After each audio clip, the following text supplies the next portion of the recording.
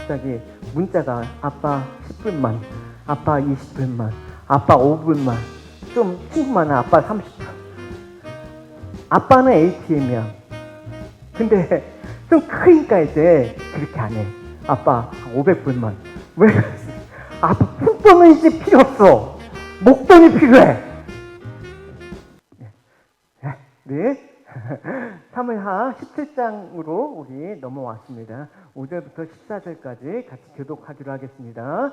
압살롬이 이르되 아렉 사람 후세도 부르라. 우리 여호와께서 압살롬에게 화를 내리려 하사 아히도벨이 좋은 계략을 물리치라 하셨습니다.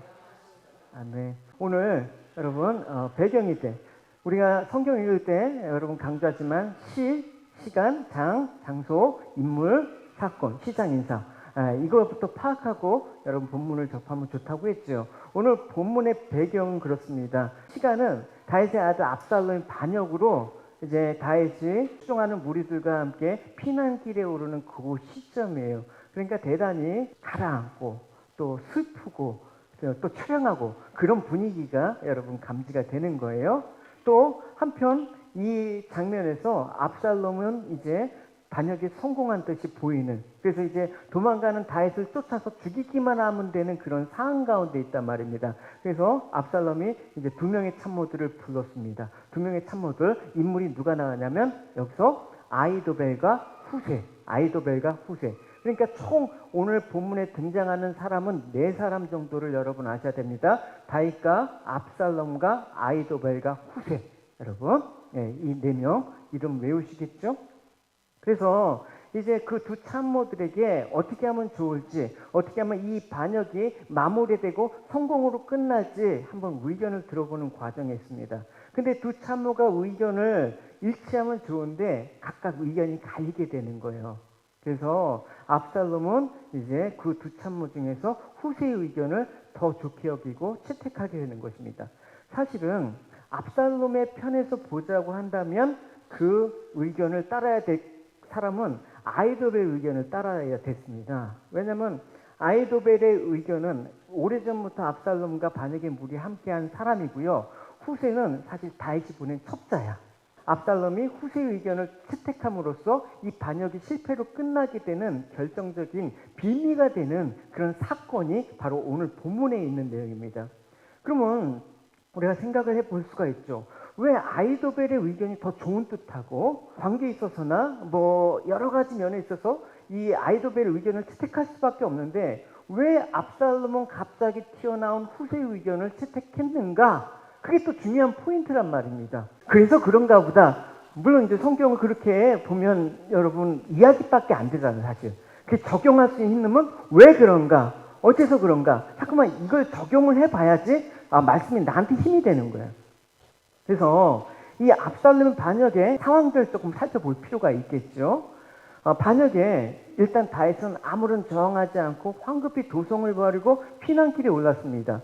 왜 피난길에 올랐을까요? 그것도 좀 의문이 돼요. 왜냐하면 다윗은 뭐 용맹으로 말하면 천하에 제일 가는 사람이란 말입니다. 그러니까 아들 압살롬이 반역했다고 해서 그거 하나 제압하지 못할 지금 뭐 이빨 빠진 호랑이가 아니란 말입니다. 충분히 그 반역을 처음에 제압할 수가 있었습니다. 근데 그러지 않았습니다. 왜 그랬겠습니까? 이것이 바로 그 이전에 다윗이 바세바와 간음을 했잖아요. 그래서 그 이로 인해서 하나님이 징계를 받은 그 장면이 생각이 났을 거예요.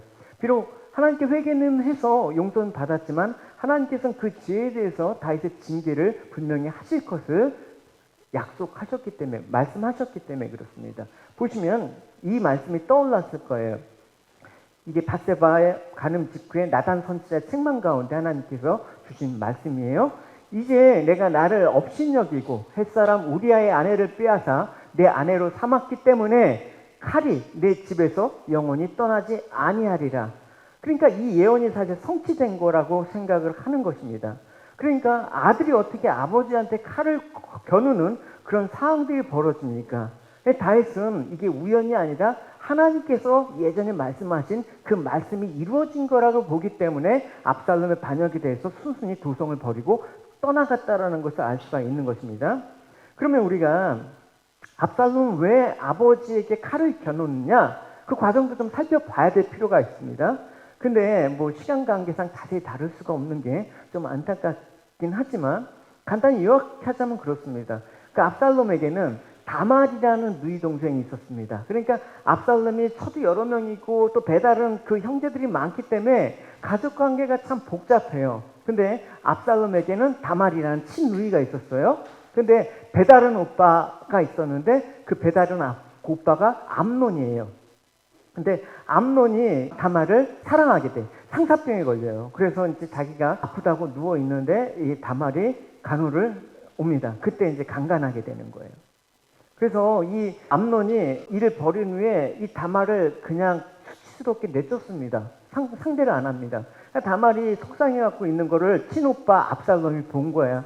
그러면서 압살롬의 집에 머물면서 그 동생의 아픔을 그렇게 온몸으로 느꼈기 때문에 이 압살롬은 막 마음 가운데 분노가 있었겠죠. 그래서 결국은 이제 중간계장 다 생략하고 결론만 말하면 암논을 죽입니다. 그래서 암논을 죽이게 되니까 이제 다윗이 화가 났죠. 압살롬이 어떻게 합니까? 도망가요. 도망가갖고 3년 동안 이제 외할아버지 집으로 도망갑니다. 이제 3년 후에 보는데 이 다윗이 아들이 그립잖아요. 그래 압살롬을 얼마나 사랑했는데. 그래서 그렇게 상심하고 있을 때 군대 장관 요압이 다윗의 심정을 알고 중재를 해요. 그래서 압살롬이 다윗과 재회를 합니다. 3년 만에예요. 근데 3년 만에 재회했는데 썰렁해요. 3년 동안에 그것들이 정리가 되지 않는 상태에서 만났지만 그 마음들을 정리할 수가 없어서 또 만나자마자 2년 동안 서먹서먹하게 회복되지 않은 상태에서 뻘쭘하게 얼굴도 안 보고 그렇게 지내는 상태가 지속된단 말입니다. 이때 압살롬의 마음 가운데는 반역의 이제 씨앗이 자라게 된 거죠. 아, 이제 아버지가 뭐고 이제 끝났다. 그러면서 이제 4년 동안 천천히 반역을 준비하는 거예요. 그러니까 압살롬의 반역은 갑자기 이루어진 게 아니라 한 10년 가까이 준비된 그런 기간이 있었단 말입니다. 그래서 아버지 이렇게 왕이 가는 사람들을 중간에서 다 이렇게 가로채갖고 얼마나 막 억울한 심정도 들어주면서 왕이 공평치가 않아요. 내가 왕이 되면 이렇게 공평하게 할 텐데. 그러니까 백성들의 마음을 중간에서 훔쳐갔다라고 얘기를 해요. 예. 그래서 결국 압살롬이 그 백성들의 인심을 끌어오게 되고 또 하나 다윗의 최측근들을 이제 포섭을 하는 거죠. 그 중에 한 명이 누구냐면 오늘 본문에 나온 아히도벨이에요. 아히도벨은 당대의 천재였습니다. 여러분 같이 머리가 아주 좋았어요. 예, 삼국지에 나오는 제갈량 같은 그런 아주 뛰어난 지략가였단 말입니다. 그 아히도벨을 자기 편으로 만든 데 성공해. 이거는 뭐 이제 끝장난 거예요. 이제 압살롬의 계획은 이제 완벽하리라만큼 이제 무르익었습니다.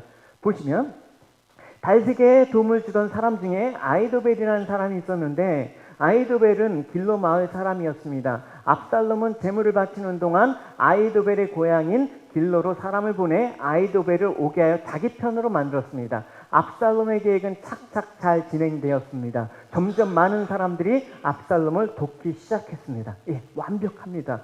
이제 입성만 하면 돼요. 진짜 무혈 입성을 한 셈이에요. 그래서 이제 군대를 이끌고 예루살렘을 향해서 이제 진격하는 그 순간 그 소식을 아버지 다윗이 듣게 되는 거예요. 아버지가 어떻게 결정합니까? 아들의 반역에 대해서 이때 야 반역을 제압하라 하면 할 수가 있었는데 이건 내 죄 때문이다. 하나님께서 나를 징계하셨기 때문이다 라는 사실을 알았기 때문에 어떻게 결정합니까? 야 그냥 도망가자 이렇게 하는 것. 전혀 다윗다운 모습은 아니었죠. 그러자 다윗은 자기와 함께 예루살렘에 있던 모든 신하들에게 말했습니다. 서둘러 떠나야겠다. 서두르지 않으면 압살롬에게 잡히고 말겠다. 압살롬이 우리를 잡으러 오기 전에 어서 이곳을 떠나자. 압살롬은 우리를 해치고 예루살렘 백성들까지 죽일 것이다. 그러니까 피난길에 올랐습니다. 근데 놀랍게도 이 피난길에는 다윗의 사람들이 충성스러운 신하들이 같이 따라갔습니다. 배반한 사람도 있지만 끝까지 함께하는 사람도 있죠. 그 중에 가장 중요한 사람이 뭐냐? 제사장 사독 레위 사람이 다윗의 그런 피난길에 동행합니다. 이스라엘은 신정국가 아니에요. 제사장이 주관하는 나라 아닙니까? 그러니까 제사장이 다윗과 함께 갔다라는 것은 이 반역에 대한 명분이 압살롬에게 있지 않다라는 걸 확실히 보여주는 거예요. 그러니까 그럼 제사장이 움직일 때 뭘 갖고 가겠습니까? 예, 성경책을 갖고 가겠죠, 여러분. 그게 뭡니까? 언약궤. 언약궤를 메고 이제 다윗의 행렬의 앞에 피난길에 딱 내려놓습니다. 그러면 이제 두 가지 선택을 해야 돼요. 압살롬의 편에 서느냐, 다윗의 편에 서느냐.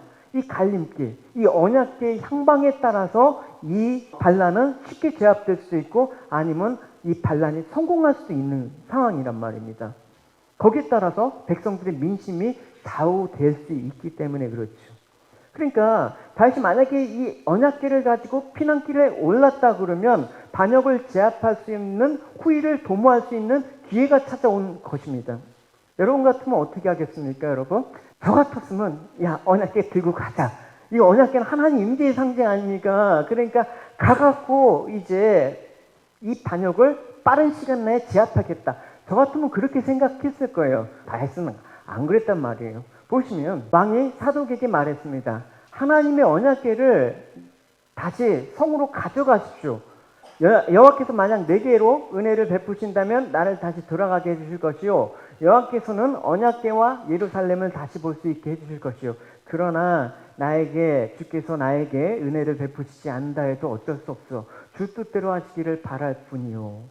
여러분, 다윗이 하나님의 언약을 바르게 이해했다라는 것을 보여주고 있습니다. 그러니까 압살롬을 통해서 하나님은 나를 징계하신다. 이거는 하나님의 뜻이기 때문에 하나님 뜻에 맡긴다. 그러니까 내 의지로 언약궤를 갖고 가는 건 하나님의 뜻이 아니다라고 생각을 했기 때문에 하나님의 은혜만 구할 뿐 자신은 그냥 언약궤를 돌려보내고 자신은 피난길로 가는 거예요, 여러분. 그러니까 여러분, 다윗이 얼마나 이상한 가운데 정말 하나님의 말씀을 의지했다라는 걸 보여줄 수가 있는 것이죠. 그럼 여러분 이렇게 하나님을 신실하게 믿고 따르는 다윗, 하나님 보실 때 어떻게 보겠습니까? 다시 기특하지 않겠습니까? 내가 내린 징계에도 불구하고 나의 뜻에 순종하는 너의 모습을 보면 참 어여쁘다. 내가 이거를 받아들이마. 그러면서 불쌍히 여기서 다윗을 도와주시겠죠, 여러분. 예, 우리는 이미 다윗의 스토리를 사실 알고 있기 때문에 앞으로 어떻게 결론이 날지는 알고 있지만 중요한 사실은 뭐냐? 하나님이 도와주시는데 어떤 형태로 도와주시느냐가 더 중요한 거예요. 여러분, 우리가 사무엘서를 쭉 보시면 다윗의 일생을 우리가 보았지 않았습니까? 다윗의 일생을 하나님께서 어떻게 인도하셨습니까? 다윗을 하나님께서 이스라엘 왕으로 삼으셨습니다. 그리고 장차 다윗의 후손으로 메시아가 태어날 엄청난 그런 약속을 주셨습니다. 이 정도만 해도 다윗처럼 귀한 인생은 찾아보기 어려울 정도로 다윗은 하나님께 아주 귀한 존재로 쓰임을 받았습니다. 근데 하나님께서 이렇게 귀하게 여기셨다면 하나님께서 다윗의 인생을 어떻게 인도하셨겠습니까? 왕으로 채택하셨습니다. 그러면 왕으로 기름 부음 받자마자 하나님께서는 사울을 몰아내고 너가 왕이 돼. 이렇게 왕에 앉히셔야 되지 않습니까? 근데 왕이 오르기 전에 그 사울의 칼날을 피해서 수많은 그 죽음의 위기를 겪으면서 미친 척 하기도 하면서 그렇게 피난길에 올랐던 그런 도피 생활을 한번 생각을 해보십시오. 하나님이 도와주신다며, 하나님 귀하게 여기신다며, 근데 왜 그런 취급을 해? 여러분, 그런 생각 안 느껴요? 우리가 맨날 하나님의 자녀가 하나님의 백성인데 왜 나에게 이런 일을 겪게 돼? 도와주신다면 이런 모습으로 나타나면 안 되지 않는가라는 생각을 우리는 갖고 신앙생활을 되게는 하죠. 근데 다윗의 일생을 보면 그렇지 않다라는 거예요.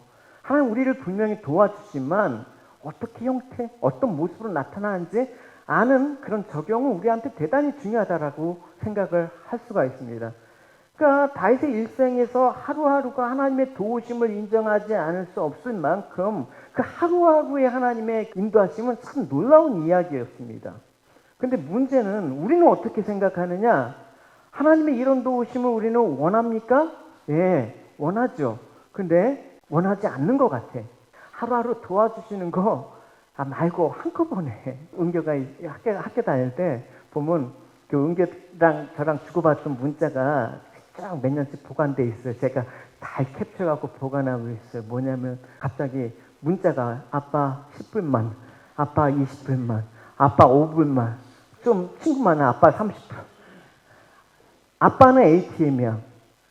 근데 좀 크니까 이제 그렇게 안 해. 아빠, 500불만. 왜? 아빠, 푼돈은 이제 필요 없어. 목돈이 필요해. 이런 거 아닙니까, 여러분? 그러니까 하루하루 아빠 교제 속에서 자기 필요한 것을 구하면 아빠가 주는 그 기쁨이 이제 사라진단 말입니다, 여러분. 우리 신앙생활 때 그런 거 아닙니까, 여러분? 하나님, 이런 푼돈 말고 한 방에 좀 크게 주십시오. 그래야지 하나님 도우심이 느껴집니다. 여러분, 우린 이런 적용을 혹시 안 하고 있습니까? 하루하루 도움 살면서 매일매일 하나님께서 일용할 양식을 구하라. 매일매일의 삶 속에서 하나님이 은혜를 주시는데, 우리는 그 은혜가 너무 감질나. 한꺼번에 왕창 이런 거 좋아하지 않습니까? 이러면 닥치는 위기 속에서 하루하루 도우시는 하나님을 원하는 게 아니라, 여러분 어떻게 됩니까? 뭔가 큰 업적이 있는, 눈에 보이는 가시적인. 여러분, 다윗을 괴롭히는 사울을 하나님께서 만약에 다윗에게 왕으로 세우시기로 작정해요. 한꺼번에 너에게 왕의 자리, 왕의 그 축복을 허락한다. 이랬으면 어떻게 해요? 당장 사울을 죽여야 되죠. 우리 그걸 원한단 말입니다. 당장 죽이고 다윗을 왕으로 옮겨갖고 하나님 뜻대로 통치하게 해주십시오. 이걸 원하는데 하나님은 그걸 원치 않는 거예요. 하나님 우리를 도와주십시오 할 때 어떻게 도와주시냐, 거기에 대한 생각을 갖고 여러분 우리는 살아야 돼요. 그래서 여러분 오늘 압살롬의 반역에 대해서 하나님이 다윗을 도우시는 형태가 만약에 이와 같이 큰 거 한꺼번에 이런 관점으로 보게 된다 그러면 당장 압살롬을 멸망시켜서 다윗을 왕궁으로 복귀시키는 그 일을 하셔야지 마땅합니다. 우리는 그때 역시 하나님의 도우심은 굉장한 거야. 여러분 이런 관점은 말입니다. 우리라고요 날마다 베푸신 하나님의 일하심, 은혜를 몰라요. 그러니까 여러분 우리가 하나님께 큰 도움, 힘이 되는 뭔가 득이 되는 도움을 원하기 때문에 일용할 양식으로 하루를 자족하면서 살아가는 그 하나님의 손길을 의식하지 못한다 그러면 이거는 사실은 하나님의 온전한 도우심을 경험하지 못하는 것이라고 말할 수가 있습니다. 그래서 하나님께서는 이 다윗의 징계를 통해서 하나님을 도우시기로 했지만 조금 더 다른 형태로, 그죠? 반란을 제압하긴 해요. 결국 모든 게 손으로 끝나요. 그러나 그 과정까지 일들을 우리가 살피지 않으면 딱 떠놓고 하나님 도와주실 거야, 이렇게 결론적으로 말할 수 없는 부분들이 많이 있단 말입니다. 보시면 이 다윗이 얼마나 처량합니까? 왕인데 다윗은 울면서 올리브산으로 올라갔습니다. 다윗은 두 손으로 머리를 가리고 맨발로 올라갔습니다. 다윗과 함께한 모든 백성도 자기 머리를 가렸습니다. 그들도 울면서 올라갔습니다. 참 왕인데 처량하기 짝이 없습니다. 하나님 버리신 것 같아. 하나님은 압살롬을 도우시는 것 같아. 여러분 이런 착각이 있단 말입니다. 우리도. 왜 악한 사람이 저렇게 잘 될까? 왜 하나님 믿는 사람은 이렇게 힘들까? 그래서 뭐 하나님이 없다거나 하나님 저 사람 버렸다거나 이렇게 생각하지 마시라는 거예요. 그래서 하나님의 은혜로 왕이 되었던 다윗은 반역으로 이렇게 초라한 몰골로 도망갑니다. 근데 이 가운데 좀 좋은 소식이 들리면 좋잖아요.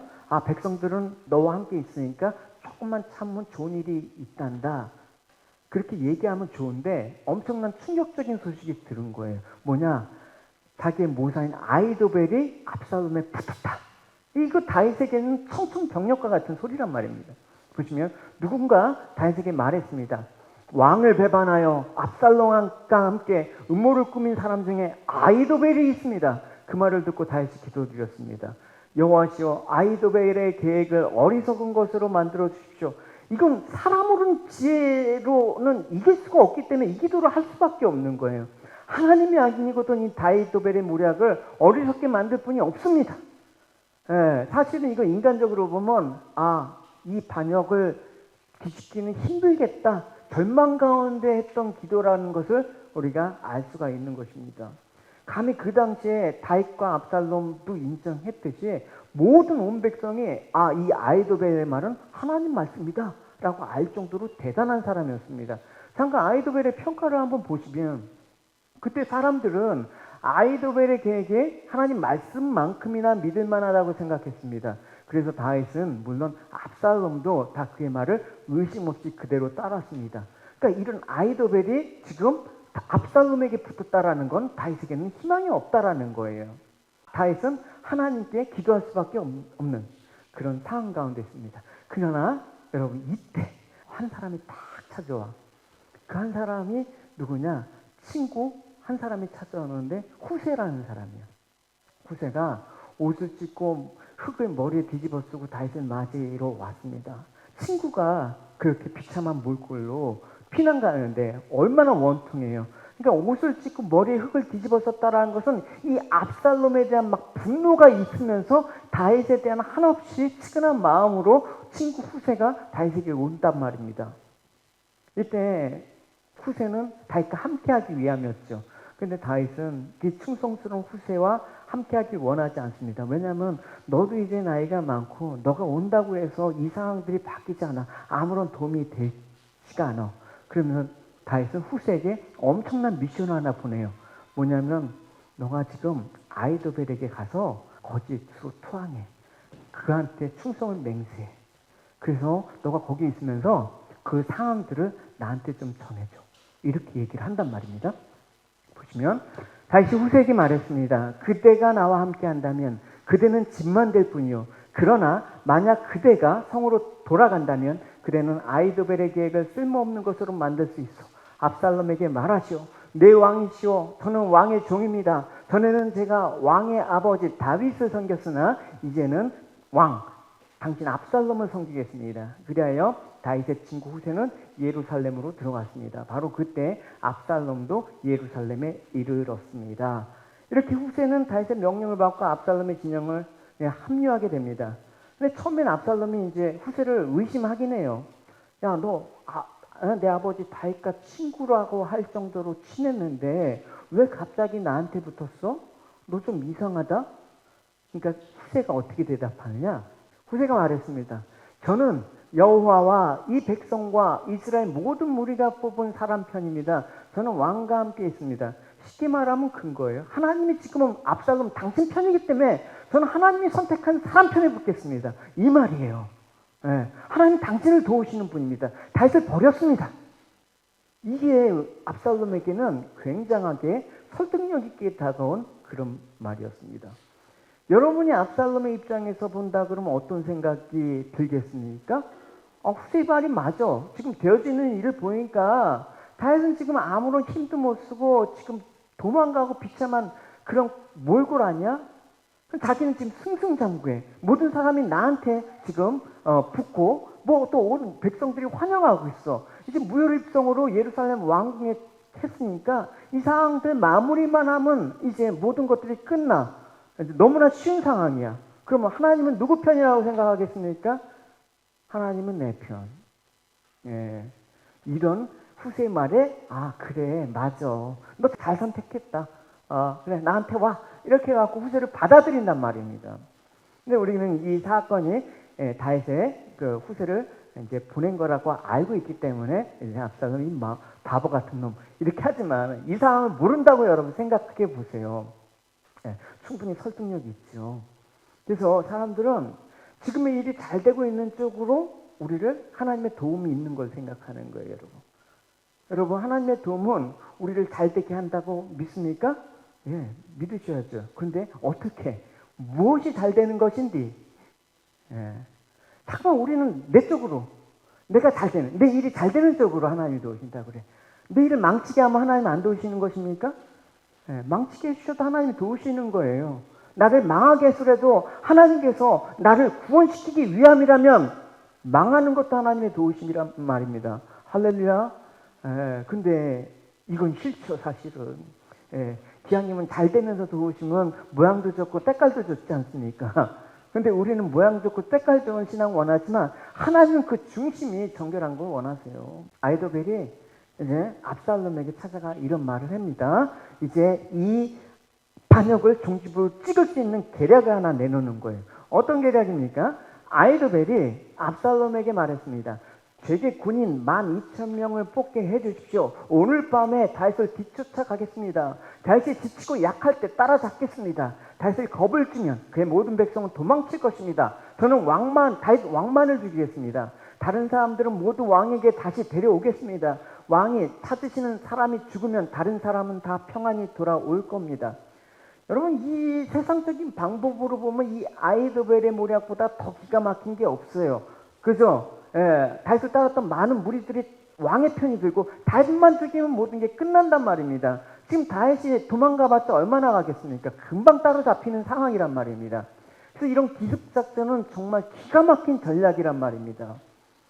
예, 이제 압살롬이 만약에 그래 너 의견대로 하자 그러면 이제 사무엘 하는 여기서 끝나 이야기는. 근데 그러지 않다라는 것입니다.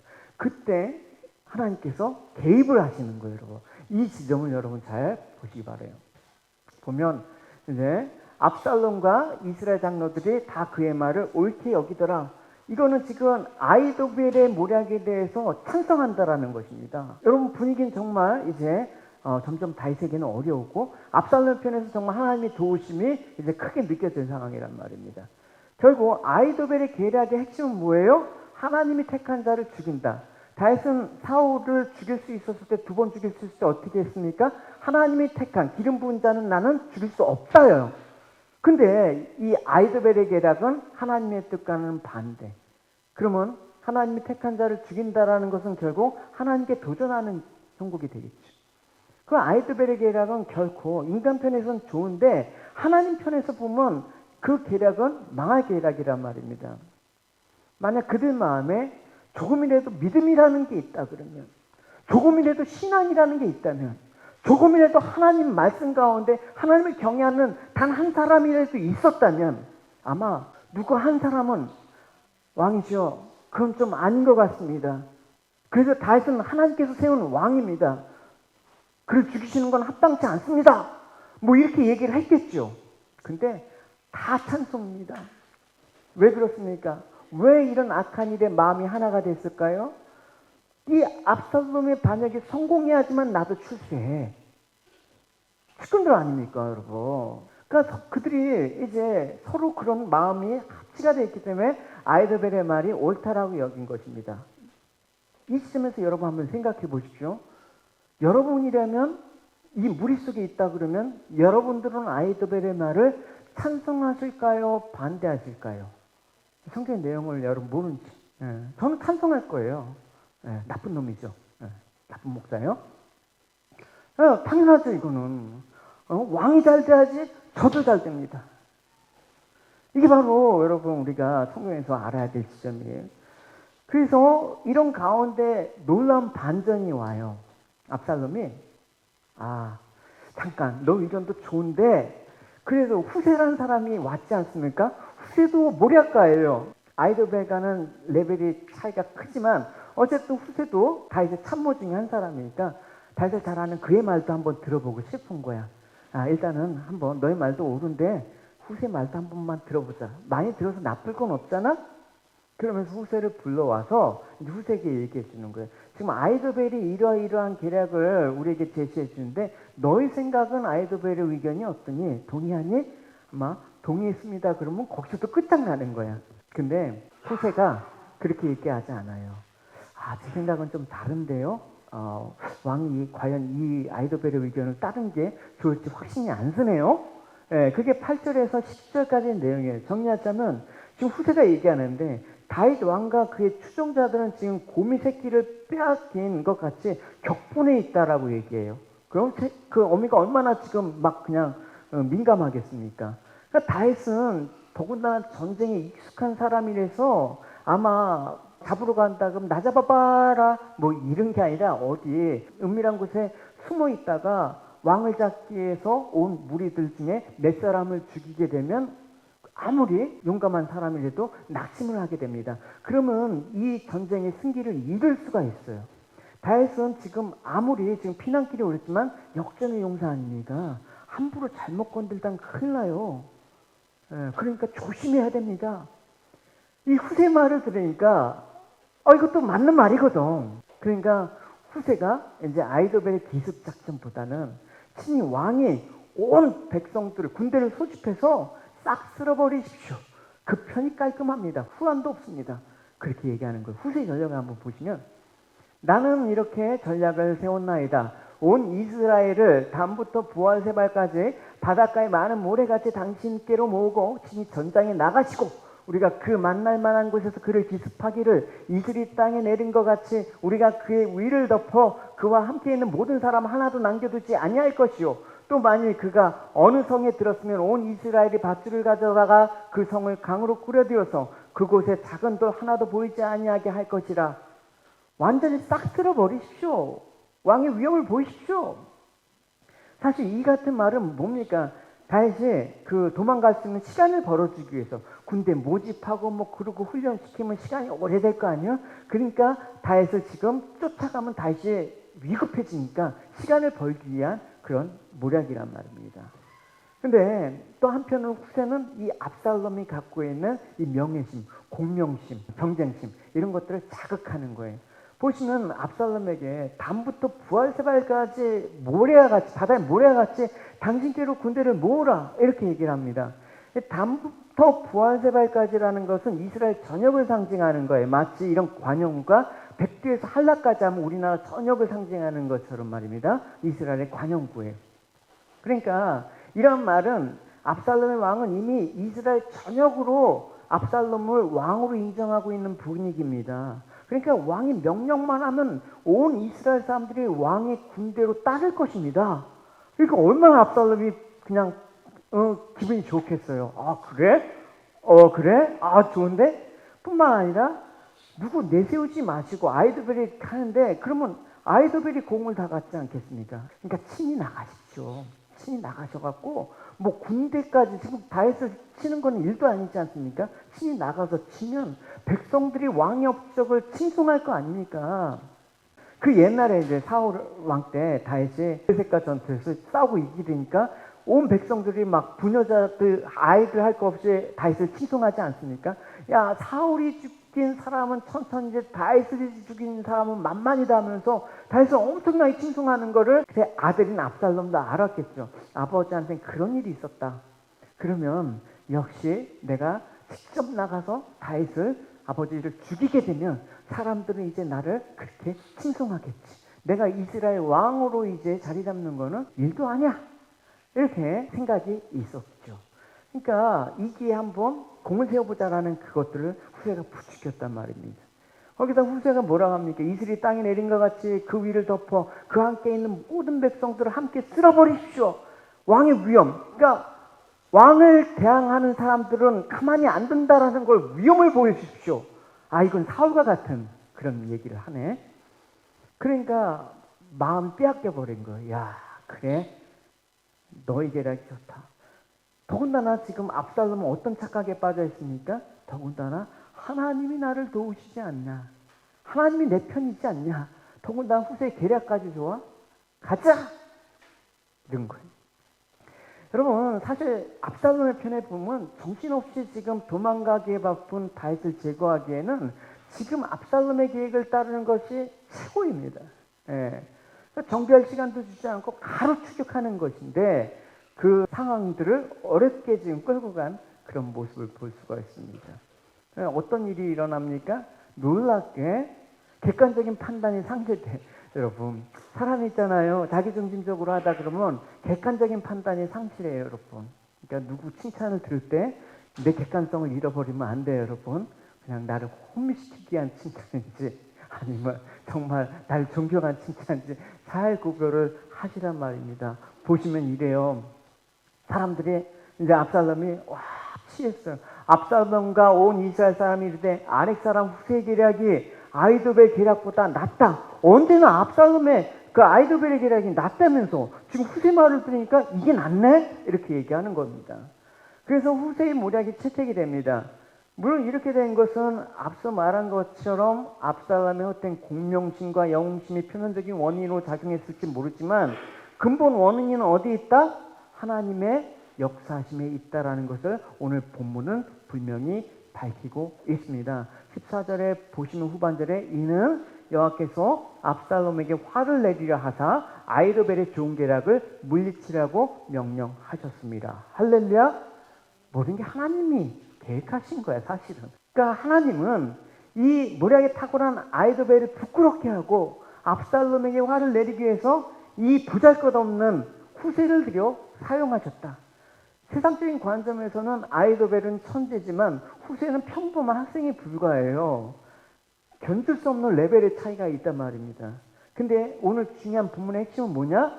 결국 아이도벨의 모략이냐 후세의 모략이 아니야. 사실은 그 모략 싸움이 아니라 하나님의 뜻이 어디 있는가가 중요한 거예요. 여러분, 우리가 어떻게 사는 거, 뭐 이렇게도 살 수 있고 저렇게도 살 수 있어요. 여러분, 그러나 여러분의 삶 가운데 중요한 건 뭐다? 하나님의 뜻이 어디 있는가? 그거를 잃어버리면 압살롬처럼 되는 거야. 내가 지금 잘 되는 것 같지가 아무런 염려 없는 것 같고 뭐 그렇게 하나님 막 도와주시는 것 같은데 압살롬이란 말입니다. 그래서 하나님은 당신의 계획과 뜻을 성취하기 위해서는 하나님께서 이렇게 후세 같은 약한 사람을 통해서 자신의 계획을 성취하시기도 한다는 사실도 잊지 말으셔야 되는 것입니다. 보시면 고린도전서의 사도 바울은 그러나 하나님께서는 지혜로운 것을 부끄럽게 하시려고 세상에 미련한 것들을 선택하셨고 강한 것들을 부끄럽게 하시려고 세상에 약한 것들을 선택하셨습니다. 하나님께서는 세상에 미련한 비천한 것과 멸시받는 것 그리고 아무것도 아닌 것들을 선택해서 유력한 것들을 멸하셨습니다. 성경은 다 이런 약한 자들 가운데, 약한 자라는 건 뭐 돈이 없고 명예가 없고 그런 것만을 뜻하는 게 아니에요. 정말 하나님을 의지할 수밖에 없는 사람을 들어 쓰신다라는 것입니다. 할렐루야. 여러분 한번 보십시오. 그 당시 애굽에서 바로는 신이었습니다. 대애굽 제국에서. 근데 이스라엘 백성을 나오게 해선 용맹한 어떤 한 장수를 뽑아서 사용했습니까? 아니죠. 80대 먹은 마른 막대기가 같은 정말 힘없는 노인을 썼습니다. 모세를 들어서 사용하셨습니다. 또 복음을 전한 수많은 사람들이 회개하고 초대교회가 세워지는 그런 역사를 일으킨 사람들이 여러분 신학자들이었습니까? 당시 성경학자들이었어요? 아니지 않습니까? 베드로와 요한같이 갈릴리 총구석 어부 사람들이 저 어부한테서 왜 저런 지혜가 나왔을까 할 정도로 그렇게 신기한 배움이 짧은 그런 사람을 통해서 십자가 복음을 선포하지 않았습니까? 내가 좀 하나님께 쓰려면 좀 자격을 갖춰야 돼. 이런 거 빨리 버리시라니까. 내가 좀 이렇게 좀 근사하고 세련되게 이렇게 해갖고 하나님 섬기고 그거 버리시라니까. 있는 모습 그대로. 할렐루야. 하나님께서는 오늘도 사람의 계획과 세상의 역사를 섭리하신다. 모든 거 하나님 뜻 가운데 있는 것입니다. 유명한 잠언 말씀 여러분 기억하십니까? 사람이 마음으로 자기 길을 계획할지라도 그의 걸음을 인도하시는 이는 누구시다? 여호와시라. 계획을 세우고 하는 것들, 오늘도 내가 어떻게 살고 내 계획은 어떨까? 다 사람이 하는 것 같지만 결국 모든 일에 배우는 하나님의 뜻과 섭리가 작용되고 있다. 할렐루야. 오늘 본문에서 이걸 꼭 여러분 붙잡고 가셔야 되는 거예요. 내가 결국 계획한 대로 된 것처럼 보이지만 결국 그것도 지나고 나니까 하나님이 의도하신 그 결과였다. 여러분 예를 들어서 창세기 보면 요셉의 형제들이 요셉을 시기심으로 인해서 죽이려고 했다가 그냥 죽일 수는 없고 차마 그래서 상인들한테 팔아 넘겼습니다. 근데 결국은 하나님의 뜻은 어디에 있었습니까? 요셉이 고백하지 않습니까? 하나님이 큰 구원으로 당신의 생명을 보존하고 당신들의 후손을 세상에 두려워하시고 나를 당신보다 먼저 보내셨나니 그런즉 나를 이리로 보낸 이는 당신이 아니고 누구시다? 하나님이시다. 나를 바로에게 아버지로 삼으시고 그 온 집의 주로 삼으시며 애굽 온 땅의 통치로 삼으셨나이다. 이 모든 일이 누가 하신 거다? 하나님이 하신 거다. 할렐루야. 여러분 이게 그냥 하나님이 하신 거다. 그냥 늘 습관적으로 그렇게 하시면 안 되고요. 예? 성경의 모든 말씀을 통해서 정말 그게 여러분 고백되어지길 바래요. 할렐루야. 또 지나고 나니까 요셉이 죽고 나니까 애굽의 바로 왕이 요셉을 알지 못하는 왕이 이제 이스라엘 백성이 강성해지니까 핍박해. 안 되겠다 하면서 짜낸 지혜가 뭡니까? 이제 히브리인들한테 낳은 사내 아이들을 다 죽여. 근데 남자를 다 죽이는 그 과정 가운데 누굴 지금 하나님이 사용하신 거예요? 이스라엘 백성을 애굽에서 이끌어내 모세를 사용하지 않습니까? 그 모세가 어디에서 커요? 바로의 왕궁에 들어가서 크는 거예요, 여러분. 이게 여러분 사람의 일로 계획되어지는 것입니까, 여러분? 자꾸만 여러분 하나님의 뜻을 거슬려서 살려고 하지 마시죠, 여러분. 인생이 여러분 힘들어요, 여러분. 잘 되는 게 잘 되는 게 아니니까 결국 살아보면 알아요, 여러분. 그죠? 살아보면 안 되니까. 저도 아직 몰라요, 근데. 그렇지만 지금까지 살아보니까 그런 것 같아요. 그래서 오늘 본문에서 후세 전략에 택하니까 아이도벨은 어떻게 됩니까? 참해요. 아이도벨은 이스라엘 백성이 자기의 계획을 받아들이지 않는 것을 보고 나귀의 안장을 지어 고향으로 돌아갔습니다. 아이도벨은 자기 집안일과 재산을 정리한 뒤에 어떻게 목을 메고 죽었대. 여러분, 하나님 앞에 바르게 썼으면 얼마나 크게 쓰임을 받았을까? 우리는 이런 안타까움도 있지 않습니까? 이 좋은 재능과 하나님 지식과 이 놀라운 그 모든 것들이 주셨는데 하나님 뜻에 서 있지 않으니까 이런 일이 벌어진 것입니다. 그러니까 아이도벨이 왜 죽었겠습니까? 지금까지 자기의 모략을 이길 자가 없고 자기의 말을 하나님 말과 동격시하는 사람들 가운데 자기의 의견이 무시되니까 일시적으로는 자존심이 상할 수도 있죠. 그 다음 2차적인 건 뭡니까? 압살롬은 하나님이 버리실 것이다. 이 반역은 성공할 수 없을 것이다 라는 것도 알았겠죠. 이미. 그래서 이제 결국 압살롬은 이제 전장에서 죽습니다. 머리가 얼마나 아름다운지 그냥 그 테리우스 머리처럼 이렇게 싹 했는데 이렇게 말 타고 가다가 머리가 나무가지에 걸려 대롱대롱 있어. 그래서 요압이 보고 다윗이 살려두라고 했는데 요압이 또 죽여. 얼마나 비참한. 그래서 여러분 그 압살롬과 아이도벨이 비록 겉으로는 잘 되는 것처럼 보이지만 그들의 장래는 하나님께서 인정하지 않았습니다. 우리가 하나님 앞에 좀 겸손해져야 돼요. 내가 하나님 예배 잘 안 드려도 내가 하나님 신앙생활 안 드려도 하나님 나를 사랑하시니까 잘 되네? 이러면 되게 위험한 거예요. 여러분. 세상에 되어지는 모든 것들이 이와 같은 거예요. 사단은 뭘 우리를 유혹할까요? 잘 되는 거예요. 그게 하나님 축복받는 거야. 그게 하나님이 너를 잘 되게 하시는 거야. 이게 여러분 사단의 유혹일 수가 있어요. 어쨌든 하나님은 그걸 인정하지 않는 거예요. 비록 겉으로는 세상에서 잘 되는 것처럼 보인다고 해도 여러분 그 이면의 의미를 여러분 잘 파악하시기 바랍니다. 할렐루야. 결국 세상의 내막은 멸망으로 향해 달려가 있는 거 아닙니까? 이것이 현실이에요. 그래서 성도 인생은 하나님 속에 이 멸망 가운데 하나님 손에 붙들려서 보존을 받는다. 할렐루야! 할렐루야! 이게 너무나 좋은 거예요. 그래서 주님께서 하신 기도죠. 하나님 내 뜻대로 하지 마옵시고 아버지의 뜻대로 되길 원하나이다. 이게 성도의 삶이라는 것입니다. 시편에 보면 127편에 여호와께서 집을 세우지 아니하시면 세우는 자의 수고가 헛되며 여호와께서 성읍을 지키지 아니하시면 파수꾼에 깨어 있음이 헛되도다라고 말씀하고 있습니다. 여러분 오늘 말씀을 통해서 우리의 생각과 행동 그리고 이 땅 헤아리에서 이루어지는 모든 것들이 모두 하나님 손안에 있음을 알 수가 있는 것이에요. 그리고 마침내 하나님 위도하신 뜻대로 계획대로 이루어진다고 하는 사실을 여러분 인정할 수밖에 없는 이런 여러분이 되시길 바라요.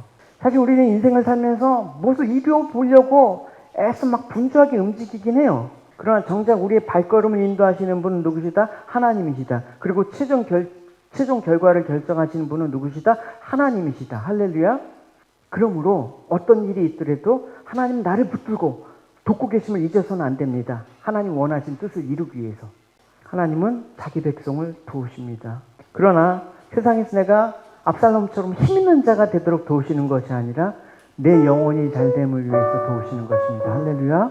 However, he does not help him because a powerful person is in the world. 이런 하나님의 도우심을 하루하루 발견하고 그 도우심을 느끼며 살아가는 여러분이 되시길 바랍니다. You need to discover this kind of help from God in your daily life. 아무것도 아닌 것 같은 일로 또 원망하고 했던 그런 형편들을 생각하면 그 역시도 하나님이 나를 도우시는 순간이었다라는 걸 여러분 깊이 생각해 보시길 바래요. Think deeply that there are moments where God helped me even when things seem like nothing and situations that are only conditional resentment. 이건 확실해요, 여러분. 여러분이 잘 되고 어떤 그 세상적인 모습은 몰라도 이건 확실해요. 하나님은 나를 도우신다. 할렐루야. 하나님은 나를 붙들고 계신다. 할렐루야. 이 두 가지 사실을 어떤 경우라도 여러분 놓치면 안 돼요. 꼭 붙들고 가야 되는 것입니다. 하나님의 도우심이 나를 떠난 적이 없음을 여러분 아시기 바랍니다. You'll know this for sure. God will never leave and He will always help you. 결국 최종적으로 모든 일을 협력해서 선을 이루어 가시게 될 것입니다. In the end, all all the things work together for good. 세상 모든 것은 지나가지만 오직 하나님의 뜻만 영원히 서는 것을 여러분 굳건히 믿으시며 여러분 살아가시는 여러분이 되시기를 축원합니다. I pray that you'll become all of you who live believing that the world will pass, but only the will of God stands forever. 아멘. 우리 같이 함께 말씀 생각하시면서 기도하실 때 하나님, 우리 말대로 되어지는 것이 아니라 세상이 하나님의 뜻대로 하나님의 의지대로 되어진다는 것을 아는지 허락해 주십시오. 우리 함께 말씀을 생각하시면서 기도하시겠습니다. 주님 감사합니다.